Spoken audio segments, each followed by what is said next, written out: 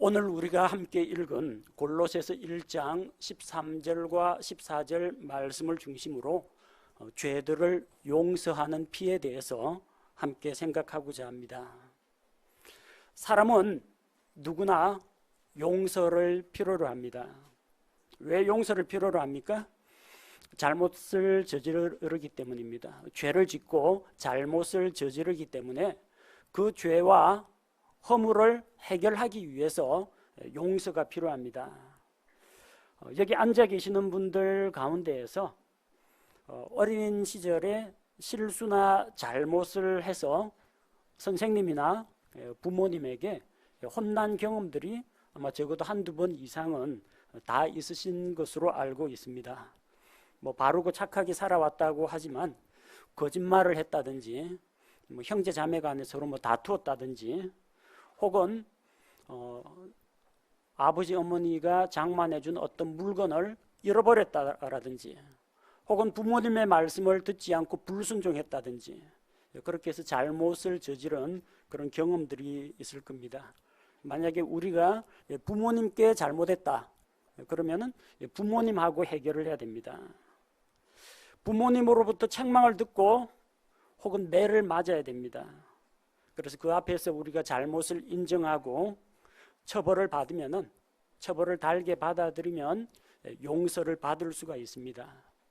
만약 이게 해결이 안 되고 그대로 죄나 잘못을 가지고 있으면 뭔가 어딘가 개운치가 않습니다. 마음이 불편합니다.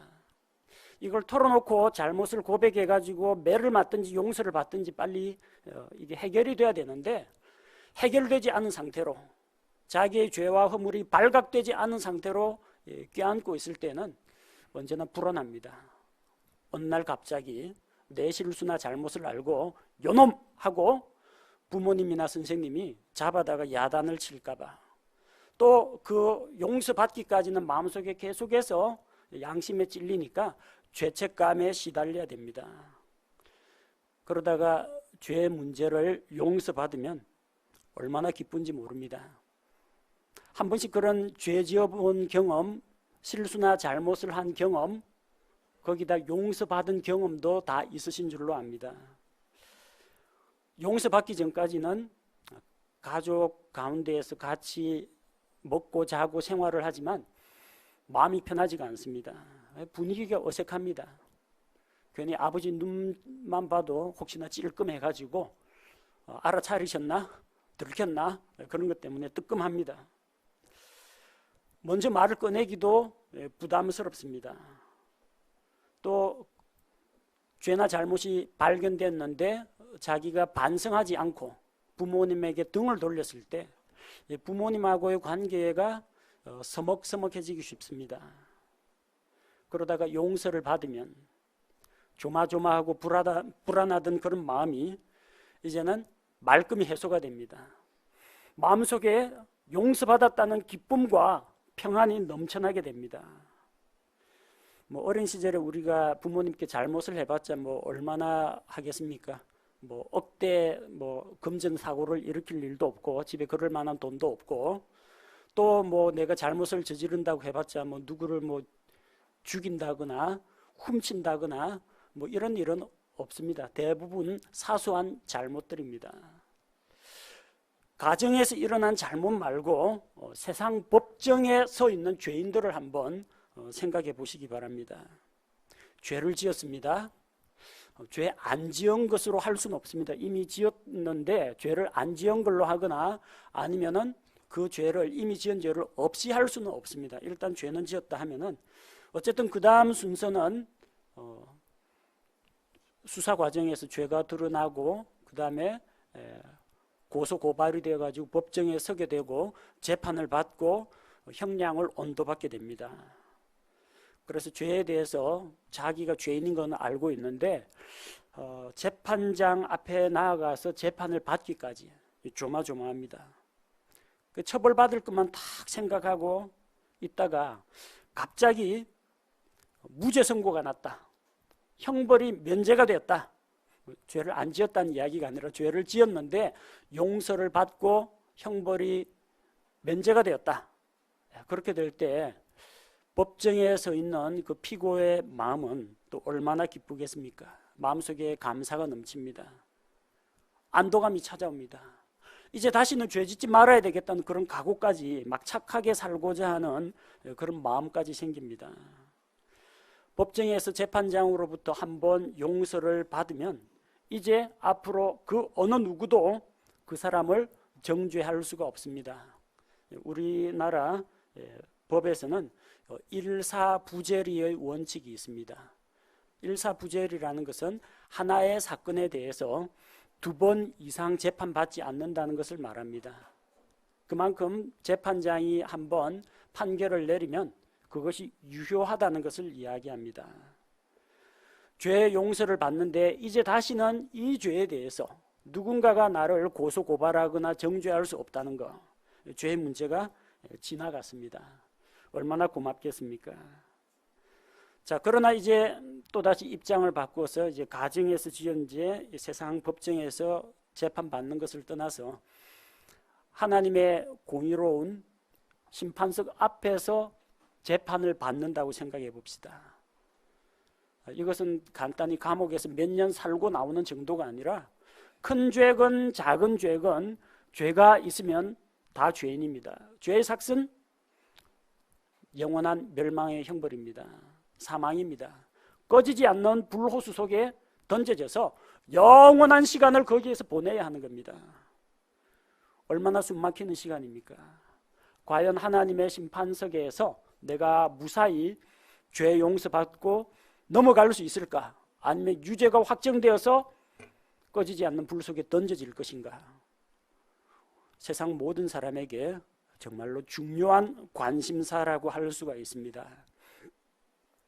그래서 오늘은 이 성경 말씀을 통해서 용서에 대해서 우리가 살펴볼 텐데, 우리나라 법에서 죄를 지은 사람이 어떻게 하면 형벌을 받지 않고 형벌이 면제되는지 그 방법들에 대해서 살펴보는 동시에 성경에서 하나님께서 그 죄를 어떻게 다루시는지 세상 법에서 소송 절차하고 하나님의 법에서의 소송 절차를 한번 비교를 해보도록 하겠습니다.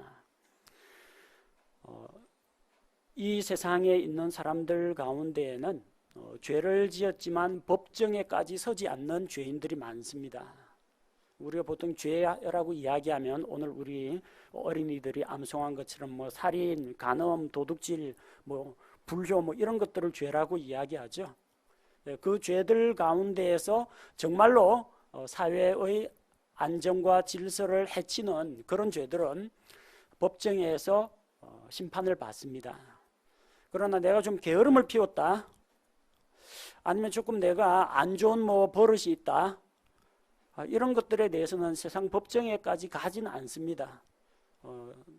친구한테 그냥 거짓말했다라든지 친구한테 조금 흉을 보고 별명 부르고 놀랬다든지 이거 가지고 뭐 재판석에 끌려가진 않습니다. 자, 그렇다고 해서 그게 죄가 아니라는 이야기는 아닙니다. 법에서 다루는 죄는 그야말로 정말로 이거 다루지 않으면, 심판하지 않으면 큰일 날 그런 죄들만 다룹니다. 그보다 조금 범위가 넓은 게 뭐냐면 도덕입니다. 도덕. 도덕은 법보다는 조금 포괄적입니다. 그래서 여기에는 인간으로서 지켜야 할 어떤 도리나 윤리 규범 같은 것들이 포함이 됩니다. 물론 그런 윤리를 어겼다, 예의에 어긋나는 일을 했다고 해서 뭐 감옥에 가거나 그러진 않습니다. 그러나 우리가 그것이 나쁘다라는 것은 또 알고 있습니다. 하나님이 보시는 수준은 이 법이나 도덕이나 윤리 정도가 아니라 기준이 뭐냐면 하나님의 거룩하심이 기준이 됩니다. 하나님의 거룩하신 기준에 합당하냐, 합당하지 않느냐, 하나님의 거룩하심에 위배되는 것은 다 죄로 간주하고 심판을 하신다는 겁니다.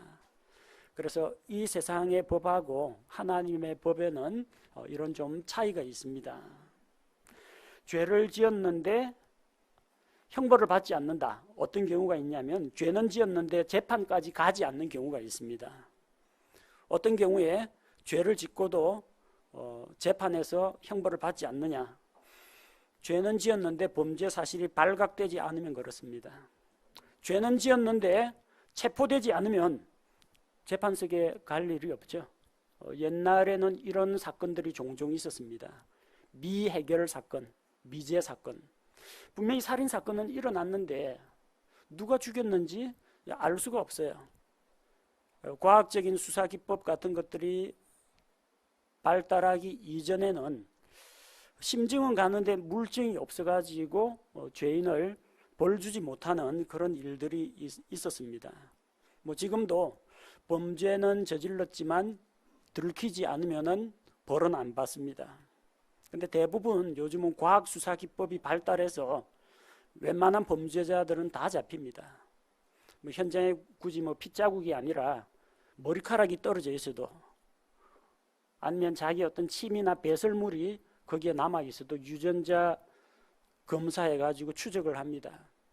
언제 사건이 일어났다면 주변에 있는 CCTV들 전부 다 공개하면요, 윤곽이 잡힙니다. 다 추적이 됩니다. 죄 짓고 들키지 않으면 벌 받지 않겠지. 요즘 세상에는 좀 힘들게 되었습니다. 더군다나 전지전능하신 하나님 앞에서는 우리 죄를 숨길 수가 없습니다. 잠언 15장 3절 말씀해 보니까 주의 눈은 모든 곳에 있어서 악한 자와 선한 자를 살피느니라.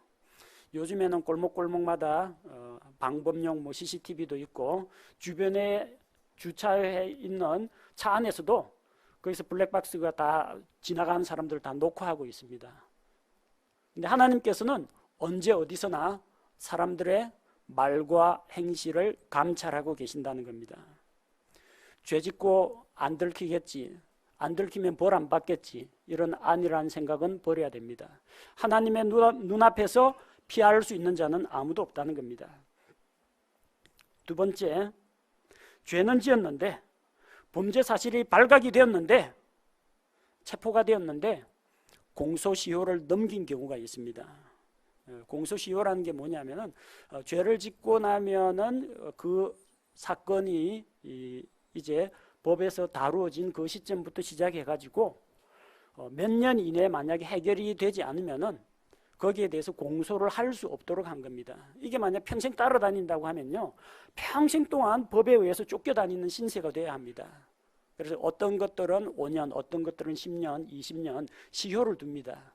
이 안에 잡히지 않으면은, 이 안에 체포되지 않으면은, 그러니까 시효가 20년인 어떤 죄가 있는데 23년째 자기가 경찰서 가서 자수를 했다.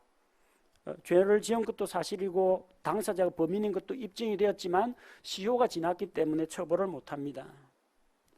법에서는 오랜 시간이 지난 캐캐 묵은 옛날 죄에 대해서는 처벌하지 않습니다. 요즘은 그래서 이거를 시효를 좀 없애자는 이야기가 많이 나오고 있습니다. 근데 뭐 강간이라든지 살인이라든지 이거 시효를 두지 말고 죽을 때까지 조사해가지고 잡아내야 한다라는 뭐 그런 의견도 있습니다. 공소시효만 잘 넘기면은 처벌을 피할 수 있을 거라고 생각을 합니다. 그런데 우리 하나님께서는 시간이 지났다고 해서 죄를 덮어두는 분이 아닙니다. 죽을 때까지 이 세상 수사기관에는 잡히지 않았는데 나중에 하나님의 심판석에 딱 가면은 죄 목록들이 다 드러납니다. 하나도 잊지 않고 기억합니다. 그거 제가 10살 때 지은 죄인데, 10살 때 지은 죄건 뭐 5살 때 뭐 지은 죄건 어쨌든 죄 문제가 해결되지 않은 사람들에 대해서는 하나님께서 잊지 않고 기억해 두셨다가 심판을 하신다는 겁니다. 세상 법보다 하나님의 법이 얼마나 엄격합니까? 그 하나님 앞에서 피할 수 있습니까? 피할 수 없습니다. 자, 세 번째, 죄를 지었는데 재판까지 가지 않는 경우가 있어요. 검사가 죄인에 대해서 기소하지 않을 경우, 그렇습니다.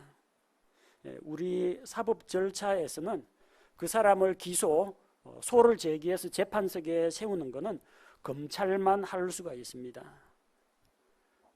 그래서 이걸 가리켜서 기소 독점주의 혹은 기소 편의주의라고 합니다. 범죄 혐의도 있고 소송 요건을 갖추어서도 뭐 검사 재량에 따라서 기소를 할 수도 있고 기소를 안 할 수도 있습니다. 그래서 좀 문제가 됩니다. 경찰에서는 열심히 수사에다가 범인을 잡아다 놨는데 수사 지휘를 하는 검사가 이것을 그냥 종결 처리해버리고 수사 중단 지시를 내려버리면 할 수가 없다라는 겁니다. 아마 뭐 이제는 검찰과 경찰의 수사권 조정 문제가 지금 또 정치권에서 다뤄진다고 하는데, 어쨌든 검찰이 되었건 검사가 되었건 간에 그걸 문제시 삼고 죄로 인정해가지고 재판석에 보내지 않으면은, 그러면은 재판석에 설 리가 없고, 그러면은 판사가 그 사람에 대해서 형벌을 줄 수도 없습니다. 문제는 문제입니다. 검찰이 뇌물을 받았다, 혹은 검찰이 자기 조직 안에 있는 검사를 수사한다, 그냥 기소 안 하고 넘겨버리면 문제가 됩니다. 혹은 영향력 있는 정치인이 이 젊은 검사는 어떻게 해서든 기소해가 법정에 세우려고 하는데, 위쪽에 있는 검사 조직은 또 위계 서열이 있지 않습니까? 위쪽에 있는 검사장이라든지 검찰총장에게 압력을 가해가지고 재벌이나 정치인에 대한 수사를 못하도록 막는 수가 있습니다. 그래서 검사가 기소를 안 하거나 검사가 기소를 못하게 될 경우에는 처벌받지 않습니다. 하지만 하나님은 사람을 차별하지 않습니다. 누가 하나님에게 뇌물을 먹여가지고 이거 제발 재판석에 가져가지 말아 주십시오 할 사람이 있습니까? 누가 하나님에게 압력을 행사해가지고 어이 이거는 그냥 수사하지 말지, 누가 그렇게 하나님에게 압력을 행사할 수 있습니까? 아무도 그렇게 하지 못합니다. 역대하 19장 7절에 보니까 주 우리 하나님께는 불법도 없고 사람들의 외모를 중시하는 것도 없으며 뇌물을 받는 것도 없느니라. 세상 법정에서는 그냥 유명 연예인이다, 연예기획사를 끼고 있다, 정치인의 누구 뭐 사위다, 아들이다, 또 이런 것 때문에 얼굴을 봐주는 일들이 있습니다. 또 혹은 뇌물을 받고 눈 감아주는 일도 있습니다. 세상 법은 그러하지만 하나님의 법은 엄격합니다. 그분 앞에서는 피할 수가 없습니다. 자, 네 번째, 죄를 지었는데 재판까지 가지 않는 경우, 가벼운 죄에 대해서는 경찰 조사 과정에서 훈방 조치가 되는 경우가 있습니다. 요즘은 또 이게 또 논란이 되어가지고 훈방을 해도 되느냐 마느냐, 경찰 자체에서도 조금 이견이 있는 걸로 압니다. 뭐 가벼운 거, 뭐 고성방가 술 먹고 막 노래 부르고 해가지고 그냥 시끄러워가지고 신고가 들어왔는데, 이걸 가지고 그거 어떻게 잡아다가 그 재판석에 세우려고 하니까 좀 이게 한 사람 전과자로 만들기가 좀 그렇지 않습니까? 그래서 적당히 잘 타일러 가지고 정신 차리시고 앞으로 그러지 마십시오 해가지고 훈방 조치하는 경우가 있습니다. 뭐 또 청소년끼리 어떻게 뭐 싸웠는데, 그것도 뭐 흉기 들고 뭐 패싸움을 한 것도 아니고 뭐 뚝딱뚝딱 하다가 뭐 경찰서까지 왔는데, 뭐 피차 잘못한 게 있으니까 뭐 서로 간에 화해하고, 그리고 뭐 서로 사과하고 서로 이제 반성하는 기미가 보이면은 그냥 훈방 조치에서 풀려나는 그런 경우도 있습니다. 부부 싸움을 했다, 그래서 남편도 폭행죄, 아내도 폭행죄, 둘 다 재판석에 세워서 감옥에 보내거나 그러진 않습니다. 그 역시 적절하게 이제 조금 이제 감정이 좀 가라앉고 서로 잘못을 시인하고 그러면은 그냥 웬만하면 돌려보냅니다. 그 위에 정말 먹고 살기가 힘들어가지고 아이 분유값이 없어가지고 아이 기저귀 값이 없어가지고 물건을 마트에서 훔쳤는데 뭐 매장 주인이 좀 엄격한 사람이라서 경찰에 넘겼는데, 그런 생계형 절도에 대해서 조금 딱한 사정을 듣고 그냥 이것을 기소하지 않고 그냥 용서해주는 뭐 그런 경우도 있습니다. 보통 그런 가벼운 죄에 대해서는 정상을 좀 참작해서 훈방 조치하는 그런 사례들이 있습니다. 그러면은 재판서까지 가지는 않습니다. 전과자 되지는 않습니다. 그런데 하나님 앞에서는 큰 죄, 작은 죄 구분이 없습니다. 큰 죄, 작은 죄, 흉악범 이런 것들은 우리 사람의 기준입니다. 하나님 앞에서는 죄냐, 죄가 아니냐, 물론 그 가운데서도 아주 무거운 중죄가 있고 가벼운 죄가 있겠지만 하나님은 가벼운 죄라고 눈 감아주지는 않는다는 겁니다. 큰 죄건 작은 죄건 모든 죄는 하나님의 거룩하심을 훼손하는 것입니다. 하나님을 대적하는 것입니다.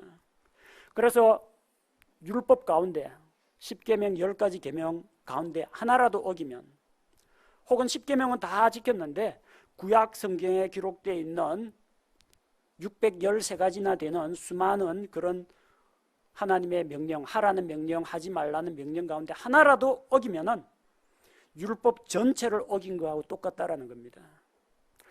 대한민국 법정에서 죄를 몇 개 지어야 죄인입니까?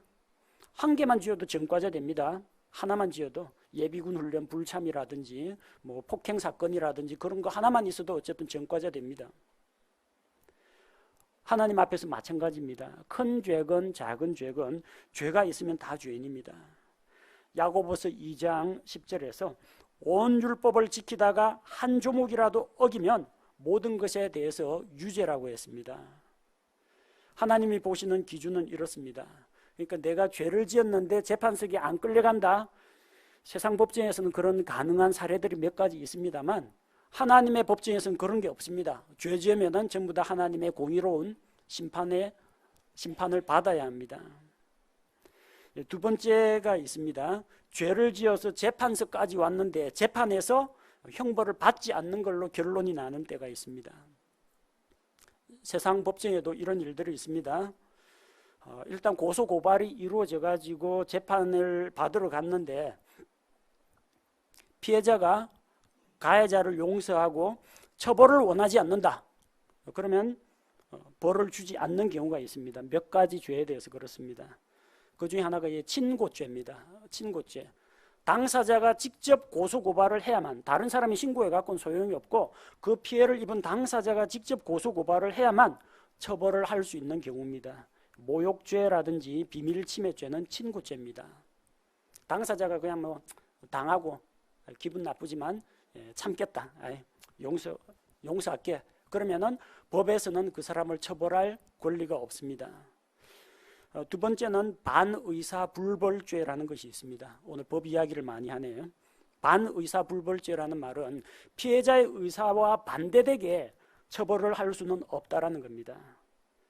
곧 이 사람을 재판석에 세웠는데 친고죄가 아니더라도 검사가 수사를 해가지고 법정에 세울 수 있습니다.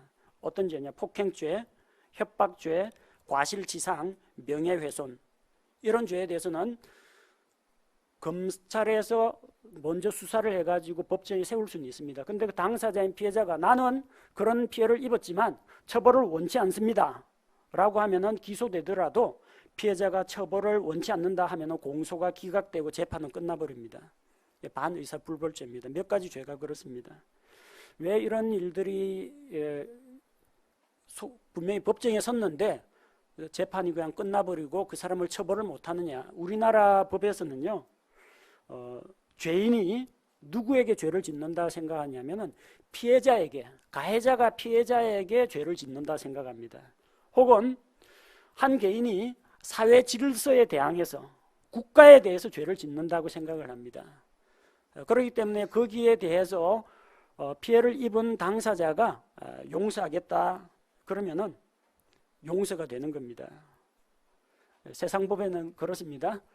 피해를 입은 사람이 처벌을 원치 않거나 혹은 처벌을 받더라도 합의를 보고 이 사람이 처벌을 받지 않게 해주십시오. 탄원서를 내면 형량을 좀 깎아줍니다. 그러나 하나님의 법에서는 죄는 누구에게 짓는 거예요? 하나님께 짓는 겁니다. 모든 죄는 하나님의 거룩한 성품과 하나님의 명령과 뜻을 어기는 것입니다. 다윗이 밧세바와 간음을 저질렀습니다. 뭐 둘이 좋아가지고 저질렀지만 누구한테 죄를 저질렀어요? 남편 우리아가 있습니다.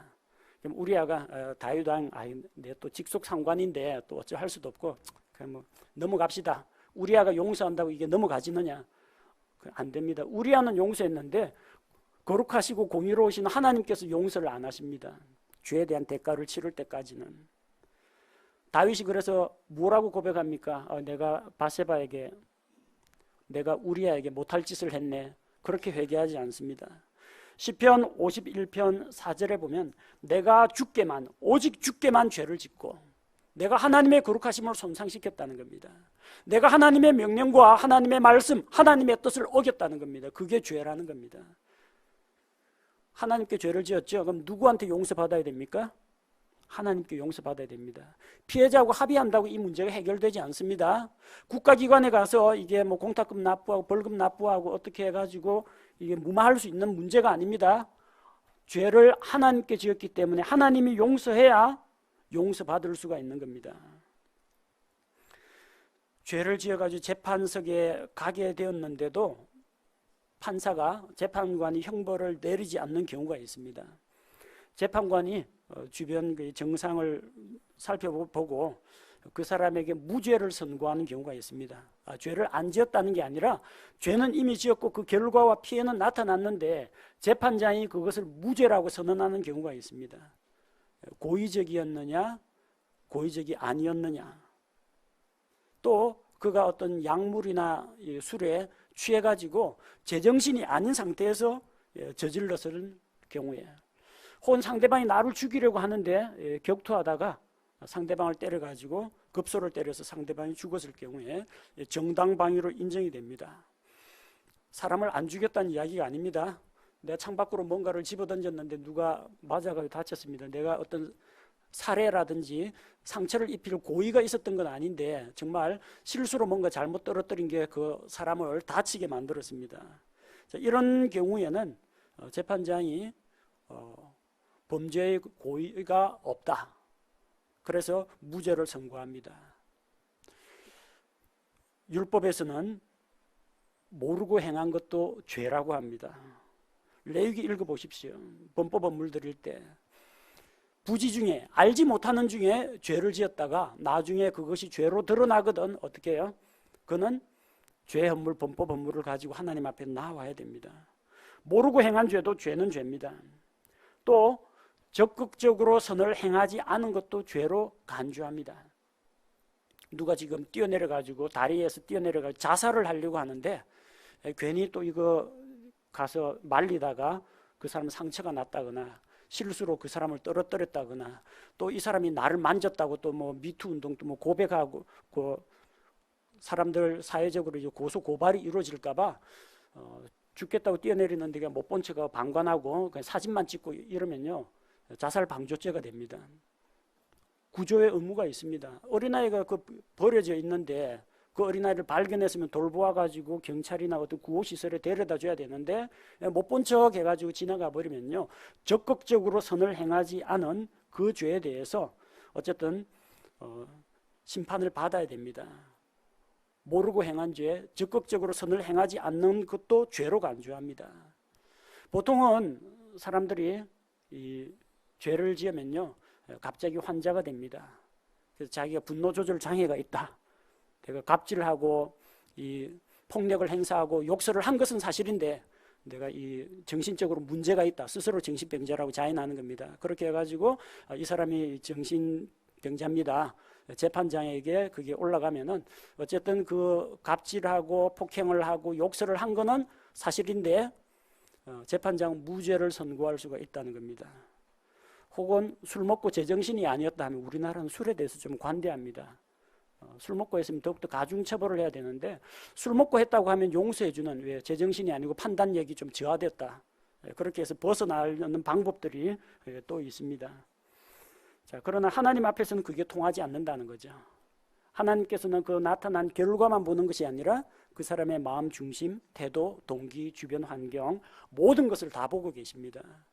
누가 하나님 앞에서 그때 제가 제정신이 아니었나 봅니다. 하나님, 제가 그때 술 먹어가지고 실수로 그랬습니다. 일단 술 먹은 죄 불러서 자기 생활을 방탕에 처하게 한 죄, 또 그로 일어난 죄의 열매, 어쨌든 다 처벌을 받아야 됩니다. 하나님 앞에서는 절대 그런 방법으로 처벌을 벗어날 수가 없습니다. 또 죄를 지어서 재판을 받지만 형벌을 안 받는 경우가 있습니다. 면책 특권이 있거나 특별 사면을 받을 경우가 그렇습니다. 현행 대통령은, 우리나라 대통령은 불체포 특권이 있습니다. 그래서 재임 중에는, 대통령 재직 중에는 내란이나 외환을 제외한, 그러니까 국가 뭐 반란이라든지 뭐 이런 뭐 전쟁 같은 중대한 이런 사태를 초래한 그런 경우가 아니면은 형사상 소출을 받지 않습니다. 뭐 그렇다고 대통령 죄 지어도 되느냐? 아닙니다. 임기 끝나고 나서 역시 형사 처벌을 받을 수가 있습니다. 다만 대통령이 직무 수행하는 과정에서 저지른 판단 오류나 정책의 어떤 실수, 거기에 대해서는 책임을 묻지를 않습니다. 국회의원도 마찬가지입니다. 국회에서 발언하다 보면은 다른 사람의 어떤 사생활 정보가 나올 수도 있고 명예훼손적인 그런 내용들이 유포될 수가 있습니다. 근데 국회의원의 직무를 수행하는 과정에서 발언을 하거나 자기가 특별한 법안에 표결을 한 것에 대해서 국회 바깥에서는 책임을 지지 않습니다. 외교관들은 다른 나라의 대사나 영사로 파견이 되면요, 다른 나라 법에 간섭을 받지 않습니다. 그래서 외교관들은 교통사고가 나더라도 그 나라 경찰이 잡아가지를 않습니다. 외교관은 그 나라에서 마약을 하거나 밀수를 하더라도 경찰에서 잡아가지 않습니다. 대신 추방해 버립니다. 북한에서 그런 짓을 잘하죠. 외교관들이 마약 밀거래 합니다. 외화벌이를 합니다. 그래요. 북한으로 송금을 합니다. 발각돼 가지고 마약 사범으로 감옥에 넣느냐? 넣지 않습니다. 추방합니다. 추방당하면요, 또 다른 외교관 또 보냅니다. 그 사람이 똑같은 짓을 합니다. 진저리가 날 정도로. 그래서 미국에서도 경찰들이 질색을 한다고 합니다. 외교관한테는 이런 특권이 주어져 있습니다. 왜냐하면 치외법권 지역에 있기 때문입니다. 자기 나라 사람이 아니고 다른 나라에서 대사나 영사로 파견을 했기 때문에 법적 책임을 묻지 않습니다. 그래서 이런 면책특권이 있는 사람은 잘못을 저지르고도 당당합니다. 처벌 안 받습니다. 대통령, 국회의원, 외교관 이런 사람들 하나님 앞에서는 안 통합니다. 하나님은 왕도 재판석에 앉힙니다. 대통령도 재판석에 앉힙니다. 국회의원, 외교관, 판사, 법무부 장관이라도 하나님 앞에서는 꼼짝없이 재판을 받아야 됩니다. 하나님 앞에서 죄를 짓고 처벌을 피할 수 있는 사람은 없다라는 겁니다. 세상 법에서는 죄 짓고 재판석에 안 끌려가는 경우도 있고 재판석까지 갔지만 형벌을 안 받는 경우도 이렇게 있습니다. 하나님 앞에서는 이런 방법이 안 된다는 겁니다. 그럼 하나님 앞에서는 정말로 우리가 피할 길이 없는데 어떻게 해야 처벌을 피하고 법정에서 유죄 판결이 안 나느냐?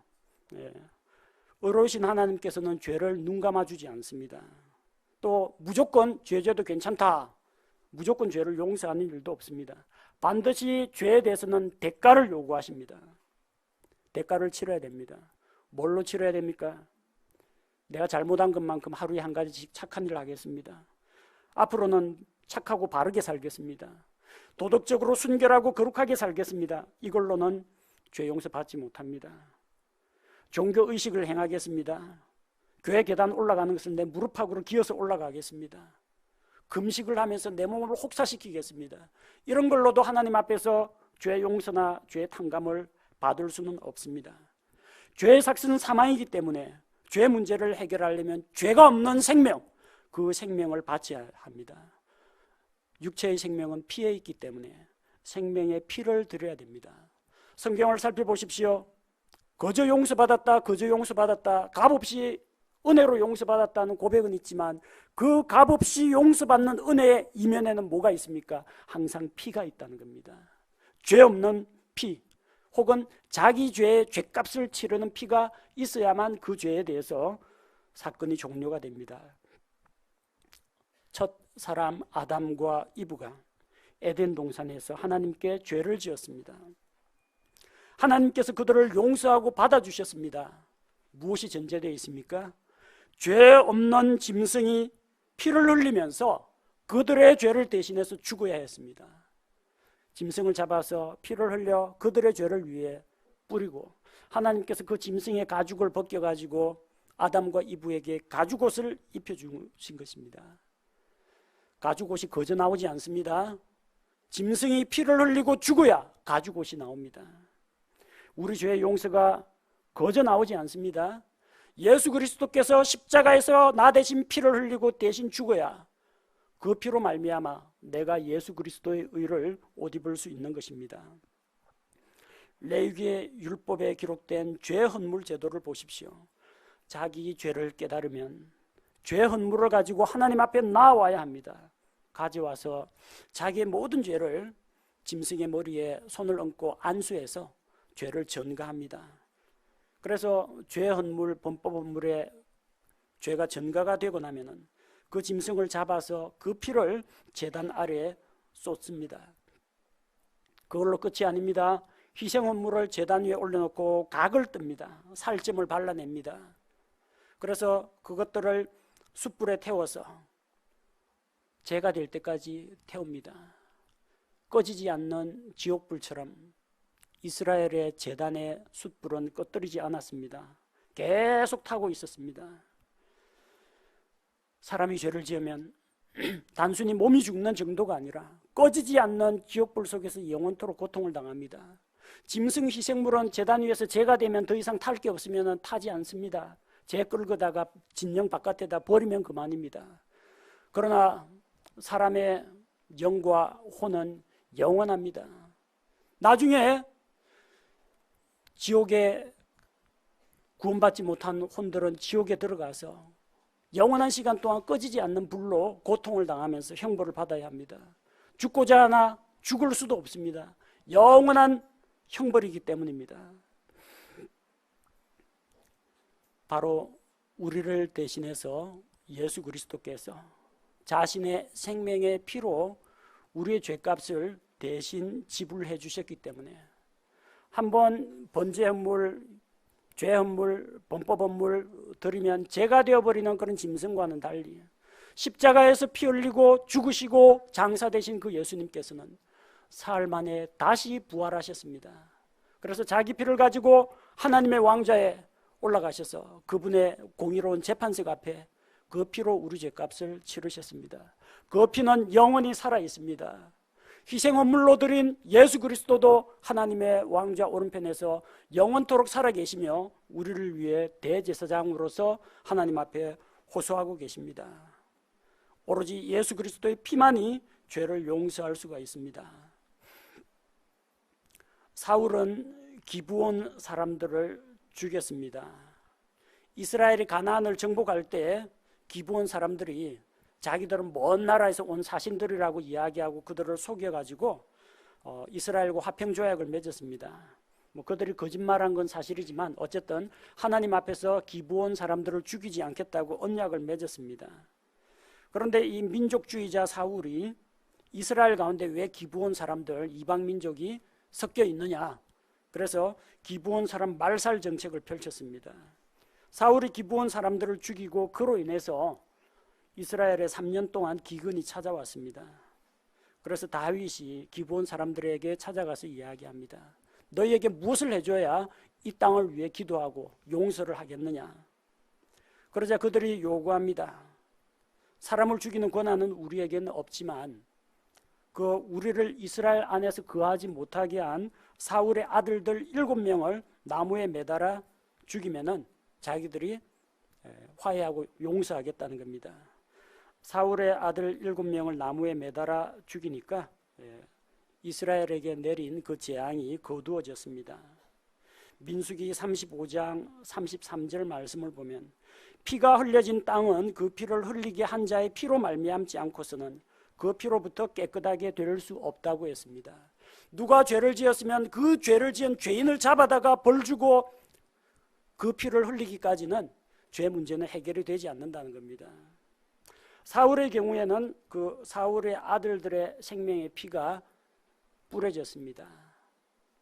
만약 여러분이 나는 내 죄로 그냥 내가 죽겠다 그러시는 분은 지옥에 가시는 수밖에 없습니다.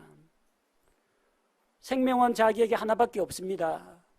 이 생명, 내가 나를 위해 대신 죽어줄 그 누군가를 의지하지 않고 내 죄는 내가 해결하겠다 그런 생각을 가지고 있는 사람은 자기 죄를 그대로 껴안고 죄 가운데서 살다가 죽어서 지옥의 형벌을 당할 수밖에 없습니다. 그러나 하나님께서는 우리에게 용서받을 수 있는 한 가지 길을 열어주셨습니다.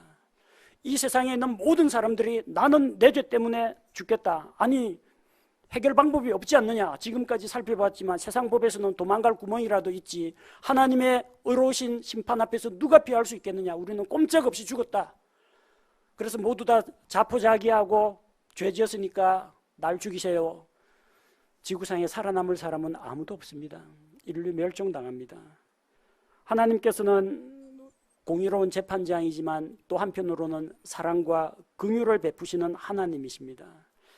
하나님께서는 죄 문제를 용서받는 길을 열어주셨습니다. 죄죄도 괜찮다, 눈 감아줄게. 죄죄도 괜찮다, 재판석엔 세우지 않을게. 죄죄도 괜찮다, 재판석에 서더라도 내가 무죄 선고 내리면 된다. 이런 방식이 아닙니다. 하나님의 거룩하심도 만족이 되고 하나님의 사랑도 만족이 되는 방법을 주셨습니다. 그것이 무엇입니까? 대신 속죄의 방법입니다. 내가 내 죄를 위해서 내 생명을 잃는 것이 아니라 나의 죄를 대신해서 그 누군가가 나를 대신하여 속죄해 주는 것입니다. 레위기 17장 11절 말씀을 보면 이는 육체의 생명이 피에 있기 때문이니라. 내가 피를 너희에게 주어 제단 위에 뿌려 너희 혼을 위해 속죄하게 하였나니 피가 혼을 위해 속죄하느니라. 육체의 생명은 피에 있습니다. 따라서 생명의 피는 혼을 위해서 속죄할 수가 있습니다.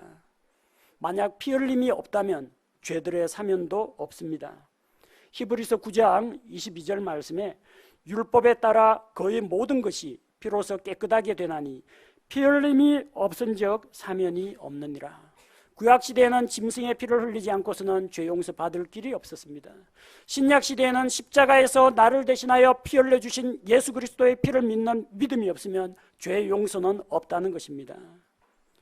원래대로라면 우리 죄에 대해서 우리가 희생 짐승처럼 피를 흘리고 죽어야 마땅합니다.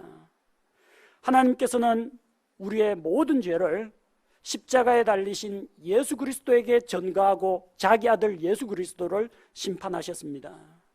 베드로전서 2장 24절 말씀에 친히 나무에 달려 자신의 몸으로 우리의 죄들을 지셨으니 이것은 죄들에 대하여 죽은 우리가 살아서 의에 이르게 하려 하심이라. 죄 없으신 예수님께서 우리를 위해서 생명의 피를 흘려주심으로 우리를 구원하신 것입니다. 죄 용서받는 길은 어디에 있습니까? 하나님의 엄격한 공의와 하나님의 그 심판을 피할 수 있는 길은 어디에 있습니까? 그것은 오로지 예수 그리스도의 십자가에서 흘리신 대속의 피에 달려 있는 것입니다. 하나님께서는 누구든지 예수님을 믿고 받아들이는 자를 그리스도의 왕국으로 옮겨주십니다. 오늘 우리가 읽은 13절 말씀에 보니까 그분께서 우리를 어둠의 권능에서 건져내사 죄와 사망의 권세에서 건져내사 자신의 사랑하는 아들의 왕국으로 옮기셨다고 했습니다. 어떻게 이런 놀라운 일이 우리에게 일어났습니까? 14절 말씀에 보니까 그분 안에서 우리가 그분의 피를 통해 구속 곧 죄들의 용서를 받았도다. 여기에 죄들을 용서받는 비결이 나옵니다. 어떻게 구속 곧 죄들의 용서를 받느냐? 그분 안에서. 죄를 용서받으려면 예수 그리스도 안으로 들어와야 합니다. 예수 그리스도 밖에 있는 자는 구원을 받지 못합니다. 구원의 방주, 노아의 방주 밖에 있는 자들은 전부 다 홍수에 떠내려가 죽었습니다. 방주 안에 있던 것들만 생명을 얻었습니다. 예수 그리스도 안에 있으면 생명을 얻고 예수 그리스도 밖에 있으면은 죄 문제 해결하지 못하고 심판과 형벌을 받습니다. 고린도 후서 5장 17절 말씀에 그런즉 누구든지 그리스도 안에 있으면 그는 새로운 창조물이라.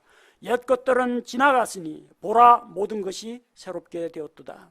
누구든지 아무든지 괜찮습니다. 남자든 여자든 어린아이건 할아버지이건 부자건 가난한 자건 백인이건 흑인이건 한국 사람, 미국 사람, 일본 사람, 아프리카 사람 아무런 상관없습니다. 누구든지. 죄가 많은 사람도 괜찮고 죄가 적은 사람도 괜찮습니다. 얼굴이 잘생기거나 못생기거나 아무런 상관이 없습니다. 누구든지 아무나 다 괜찮습니다. 누구든지 그리스도 안에 있으면 그리스도 안으로 들어오십시오. 그리스도 안에 생명이 있습니다. 그리스도 안에 죄 용서가 있는 것입니다. 그리고 우리가 그분의 피를 통해, 나의 선행을 통해가 아닙니다. 우리 교회 목사님을 통해가 아닙니다.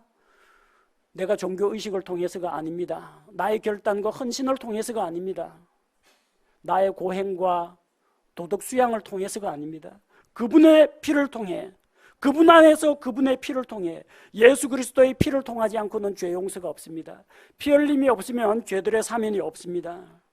예수님께서 자신의 죄를 대신하여 십자가에서 대신 피 흘려 주신 것을 믿음으로 받아들이는 자들만이 죄들의 용서를 받을 수가 있습니다. 예수님께서 십자가에 달려서 온 세상 사람들의 죄를 위해서 피를 흘리신 것은 객관적인 사실입니다. 그러나 그 예수님의 피가 나와 같은 죄인을 위해서, 내가 하나님 앞에서 죄인이요 멸망받을 자인데 내가 그 피를 나의 죄를 위해서 흘리신 주님의 피로 믿고 받아들일 때 그때 죄 용서를 받을 수가 있습니다. 우리는 하나님 앞에 감사드립니다. 하나님 앞에서 우리가 죄 용서를 받도록 귀한 피를 흘려주신 주님께 감사를 드립니다. 또 이 시간 아직까지 나의 죄의 문제를 해결하지 못했다, 나는 아직 구원받지 못했다, 나는 천국에 갈 자신이 없다, 어떻게 해야 됩니까? 자기 죄를 용서받아야 됩니다. 심판과 형벌로부터 벗어나야 합니다. 어떻게 죄 용서받고 심판과 형벌을 면하게 됩니까? 예수님의 피를 믿으십시오. 예수님께서 십자가에서 나의 죄를 대신해서 내 죄값을 하나님 앞에 대신 지불하셨다, 이 사실을 믿고 그 예수님을 여러분의 구원자로 받아들이시기 바랍니다.